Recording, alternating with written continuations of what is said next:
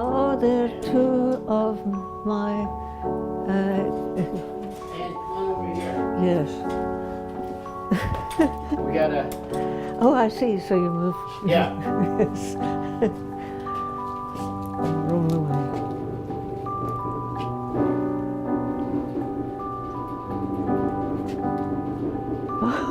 You can go in.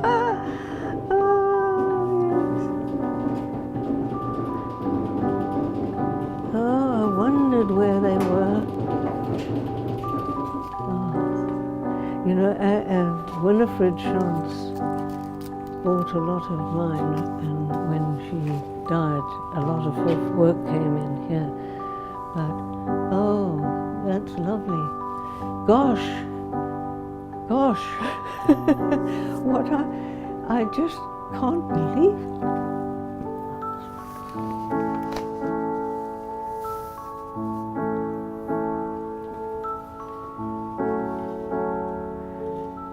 I wonder who had that for a long time. 25 years ago, a brand new museum dedicated to showing contemporary ceramics and glass was founded in Waterloo, Ontario.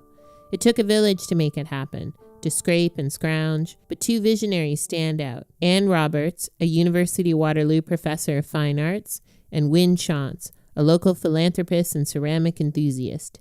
It started out as a grassroots project.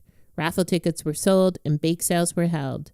But the outcome was something that not only ended with an impressive building, but also cultivated a community. And Anne and Win were a kind of superhero duo that were always ready to fight for the arts. One of those very important early contributors to the gallery is Anne Roberts. She was a part of the gallery when the gallery was only an idea. Her work, along with Winifred Shantz, her advocacy and her just tireless work to get this gallery in this city is something that we need to celebrate today, particularly as part of our 25th. And we're standing here with a grouping of her objects. I think it's important to acknowledge that she was first and foremost an artist. Her core of her being is an artist. She was also a teacher and a champion of the gallery, but I think ultimately we need to pause and celebrate her as an artist. So it's important to stand next to these works. And it's also important to acknowledge that Anne was a very provocative artist. Yeah, I would say that Anne is still a really vital force in terms of how the gallery thinks of itself, right? She's a part of our identity. I sort of think of Anne whenever I'm building an exhibition, and I wonder what she'll think of it. And there's this great, again, when I'm working as a curator, it's about sort of honoring those early voices and pointing to the future. And I think Anne is capable of that as a person, of sort of looking back and forward. So that makes her a really a person we're celebrating, right? She's still vital, she's still exciting, she's still interested in contemporary work, and she's at openings, and she's talking to young artists, and she's just engaged and excited, which we all want. Her energy is great. In addition to teaching at the university and setting up their ceramic studio, Anne also co-founded the Waterloo Potters Guild. Every time I turned around when we were making this film, I found more evidence that Anne was a kind of glue that held everything together. She even made the local ceramic store happen. Well, the first time I met Anne, I was a recently graduated art student, and someone suggested that I walk up to the university and find Anne Roberts. She was very welcoming, and she was also saying, "Do you know about the gallery?" And it was, at the time, it hadn't been built yet. It was just, I think, a twinkle in some people's eyes at the time. But she was already making sure that if I was going to settle in town and I was involved in ceramics, that I know about the gallery and get involved. Win is the other chief player in this story. She and her husband Keith became key patrons and supporters of the arts. You see their names everywhere, and what I love most about them is that they thought locally before it was a well-coined slogan. They wanted to make Kitchener-Waterloo rich with culture, and they backed this up with serious money. It took vision, guts, and perseverance to imagine the future of this museum, and Win had all three in spades. Dozens, maybe hundreds of artists have benefited from her generosity. Artists need support, and Wynne and Keith answered that call. Wynne was wonderful. She was very committed, obviously committed, very energetic, and very direct. Like, she would tell me if there was something that she didn't think was quite right. She wasn't trying to run the place, but she had her opinions, she had high standards. And as you know, we're standing here in the Keith and Winifred Shantz Gallery, but just so enthusiastic and so committed all the time. And one of the great stories that I remember was elevator opened, Wynne came out, as she did, into the office area and handed me a card with my name on it, to Bill Poole. So I opened it. It was a Christmas card, and inside it said, "To Bill and staff, I hope this helps," and included a check for $25,000.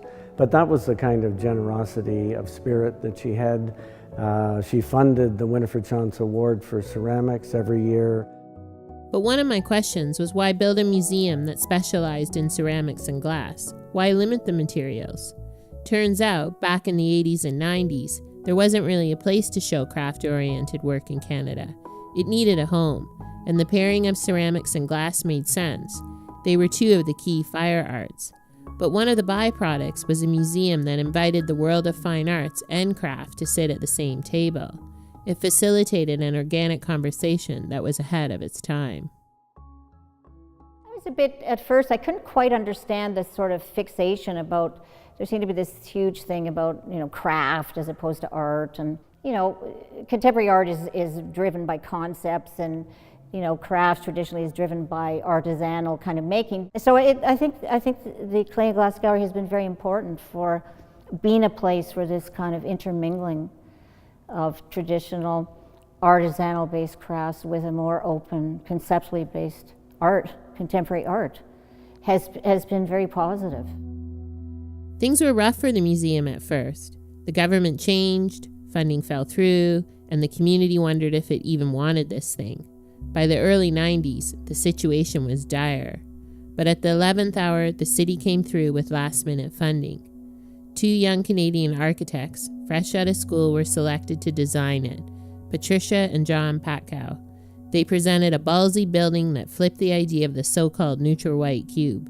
Their design had personality. It had complex space and complex details, and it focused on materials, concrete, wood, and metal, a piece of Canadian architecture that went on to win a Governor General's Award. Yeah, well, I think the original idea behind it was so that it didn't look too much like a polished gallery, so it looked a little bit more like the workspaces that we all work in. I think I might have done the first tour, and I was dressed all in professional stuff, and I was ready, and I had studied everything that I could read about the architecture. And one question that came up again and again on the tours was people, when I said, "Are there any questions?" would say, "When's it going to be finished?" Everyone wanted to know when the walls were going to be drywalled and painted white, and when the carpet was going to arrive for the polished concrete floor. And there was dead silence when I would say it's actually finished. Yeah, it never went over that well. It was tricky getting a buy-in for what it looked like. So even though the building is an award winner, a real humdinger architecturally speaking, it can be a tough space to exhibit work in. It's got so much personality that it sometimes steals the limelight from the artwork, especially smaller works. But Sheila McMath, a graduate of UWaterloo and longtime local resident, has been at the gallery for years. She knows the space intimately, and she knows what works and what doesn't. We're standing in a Governor General Award-winning building. It was built by John and Patricia Patkow, and it is celebrated as an architectural achievement. Architects come here to see the building. We have vaulted ceilings, we have exposed beams, we have poured concrete, we have reference to the industrial spaces where ceramics and glass are typically made. It has a sort of feeling of an artist's studio to some degree. It also has references to cathedrals, to like a secular kind of space that has a feeling of awe when you walk into it. So because of these details, it can sometimes be challenging to have the work have presence within the space. So My conversations with artists acknowledge the architecture, and we start to talk about the architecture as we're choosing work, because we want there to be a healthy relationship between the architecture and the work, and for ultimately the work to sing within the space. So it is a challenging space, but if as a curator I have those conversations early on enough, most often artists are really interested in engaging with those ideas and finding that balance. So what does it take to swallow all of that criticism, to defy all the naysayers and haters who say it can't be done? One thing that Anne and Wynne were both great at was showing up. They were at everything. I tried to go to everything, but I was never at anything that they weren't both already at. And Wynne had the freedom and the excellent eye to spot the racers in the room. That's what we refer to the pieces that are just, for some reason, sometimes it's hard to put a fine point on, but they're the best pieces. And she had the ability to snap them up, and so she did. So she amassed a fantastic collection. She went to, every opening. Anne and Wynne were at everything that was going on in the gallery. Well, this whole thing of yes, we can do it. You know, we'll do it somehow. Like when the Waterloo Potters thing, that came from, there was Anne and Wynne and 7 other potters, you know, stepped up and said, yeah, we'll put some wheels in there. We'll start this pottery thing, and they all just did it. You know, like in this. And it was because it was on offer, it was free, and they just thought, yes, let's just take this opportunity and run with it. So the gallery, it was kind of the same way. Like people thought that's crazy, that, you know, this isn't this kind of a town. We're not going to spend that much money. They just said, no, we're going to do this, and we're going to do it right. And Wynne said, in terms of this building, it's got to be beautiful, it has to be spectacular. We're not going to go, you know, nickel and dime it. We're going to make it really special. Both Wynne and Anne were like, they both had that that kind of spirit of, you know, let's do it, and, you know, courage and vision and energy. You know, let's just do this thing. We'll make it work somehow, for sure. At 25 years, through good times and near-death experiences, the museum is still here, and it's a vital part of this community, and there's still lots of potential for growth. I'm not saying it's being all rainbows and unicorns, but the doors are open, and it looks like they'll be staying open. Not an easy feat. There's a great social network there too that we really enjoy. That's part of the reason why I go to as many openings as I possibly can too, because there is a really nice community that has grown through the gallery.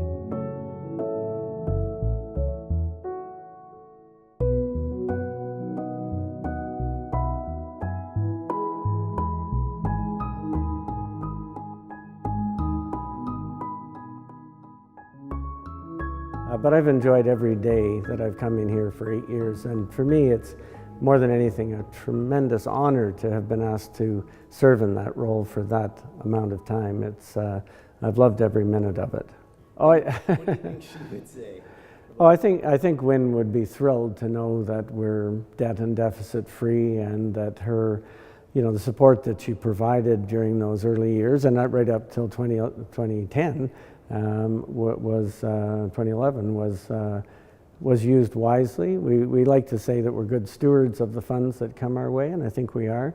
So I think she'd be really delighted that we turned the corner. And one of the things, just to mention, of when Aggie Bainan phoned me in February 2012, when Wynne had died, what we realized, all of us then, I mean, there was profound sadness in this place, because everybody, I mean, we're not only grateful to Wynne, but we loved Wynne. And what we sort of said to ourselves, that we now feel like orphans. And but okay, our last surviving parent is gone. Now we're big kids. We have to make sure that we operate in a way that, even without Wynne's support, that would make her proud. But the best part of the story for me is recognizing the impact that someone can have, recognizing the linchpins, and in this case, it was Anne and Wynne. That gives me hope. It makes me want to live up to that kind of legacy. I really, it's strange, but you know, you don't know that you've actually got it, but it turns out that it's here.